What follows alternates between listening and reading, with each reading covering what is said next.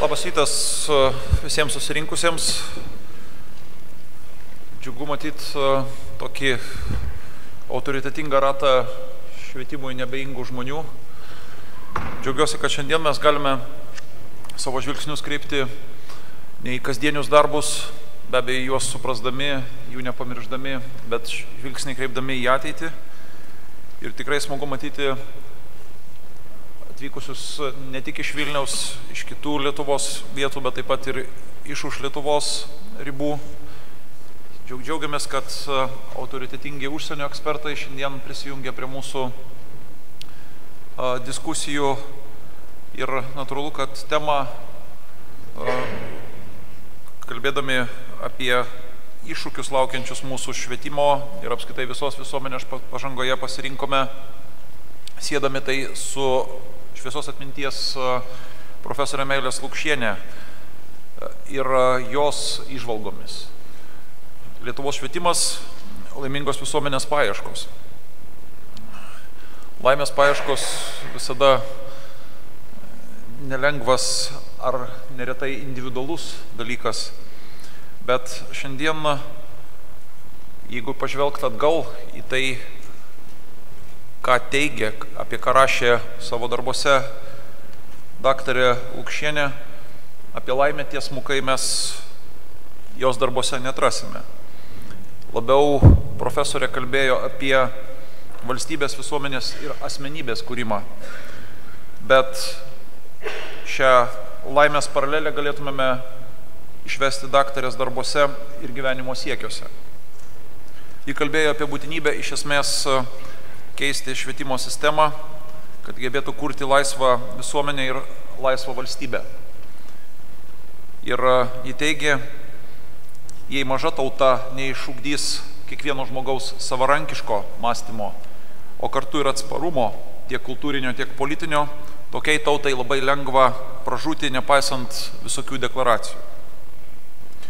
Kas svarbu ir kuo mus Meilė Lukšienė įkvėpė, kad ji visada išsiskyrė savo tikėjimu.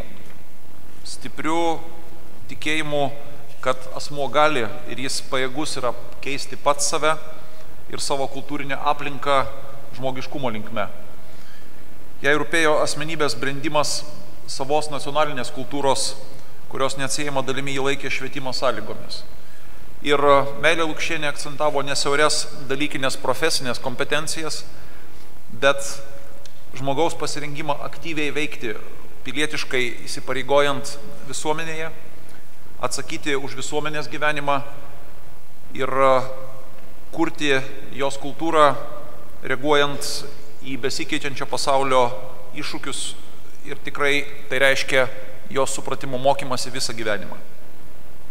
Ji modeliavo ne tik švietimo, bet kartu ir valstybės ateitį, suprasdama, kad tai yra moderni Lietuvos tauta, atvira visuomenė, demokratinė valstybė. Daugelis prisimename gūdžius sovietmečio ideologizuotus laikus, kuomet Meilei Lukšienei buvo sukurpta parodomoji baudžiamoji byla ir jos mokslinė pedagoginė veikla apkaltinta nacionalizmu ir antitarybiškumu. Tai lėmė ir jos pašalinimą iš universiteto be teisės tyrinėti literatūrą.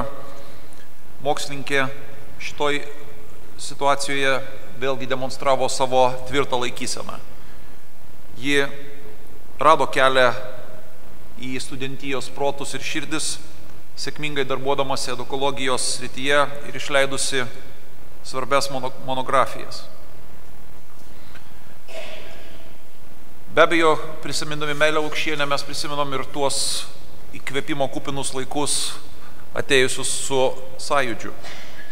Judėjimą už Lietuvos nepriklausomybę vienu pagrindiniu varikliu. Ir būtent tada jis subūrė Lietuvos Respublikos švietimo reformos grupę, kuri yra viena pagrindinių tautinės mokyklos, o vėliau Lietuvos švietimo koncepcijos ir su jie susijusių švietimo dokumentų kūrėjų. Galbūt nuo tada mes ne visada, kada reikia, žodį reforma švietime brukame ir naudojame, nes kuomet matai dabartinius sprendimus ir lygini su juos prieš 20 metų formuluotus, nesinorėtų reformą vadinti įvairių smulkių dalykų. Ir būtent konceptualus požiūris išsiskyrė tame laikotarpyje.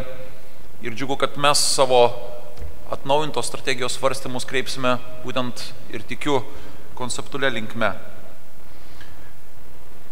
Meilės Lukšienės mokslinis kūrybinis palikimas tikrai netelpa jos knygose ir tai yra medžiaga, inspiracija diskusijoms ir svarstymams, kurie mums tikrai padeda turėti naują žvilgsnį į švietimo strategijas, kuriame visi mes sutarėme, kad kiekvieno vaiko sėkmė, geriausių sėkmės receptų atradimas tikrai yra tai, į ką turi būti sutelktos visos valstybės geriausių protų pastangos. Ir dar sykį dėkodamas ir jums, premjere, kad atvykote ir pasidalinsite savo mintimis, taip pat kitiems kalbėtojams linkiu, kad mes laiką praleistumėme turiningai, kalbėdami apie Meilės Lukšienės užduotų darbų stalo.